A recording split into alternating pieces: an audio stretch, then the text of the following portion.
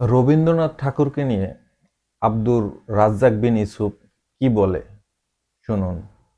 শুনুন, আমি রবীন্দ্রনাথ ঠাকুরের মানের হানি করিনি। রবীন্দ্রনাথ ঠাকুর মুসলিম বিদ্বেষী মানুষ।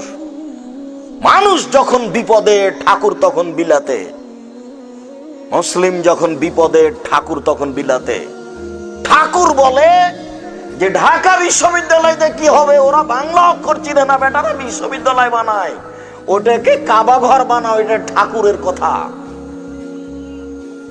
ঠাকুর বঙ্গভঙ্গের বিরুদ্ধে 25 লাইনের কবিতা লিখেছিল। ওমা তোমার আকাশ তোমার বাতাস আমার প্রাণে বাজায় বাঁশি। ওমা তোমার আকাশ তোমার বাতাস, যতবার ঠাকুর বলছে তোমার আকাশ তোমার বাতাস, ততবার ঠাকুর তার মা কালিমাকে বলছে ওমা তোমার আকাশ তোমার বাতাস। তাই আব্দুর রাজ্জাক বিন ইউসুফ বলেছেন তোর বাপের আকাশ। আমি ঠাকুরের মানের হানি করিনি। এদেশের ছেলে মেয়ে, এদেশের শিক্ষক বুঝুক, বিচারের মাঠে সবাইকে জবাব দিতে হবে, আমাকে দিতে হবে না। আমি প্রস্তুত আছি, এটা সেরে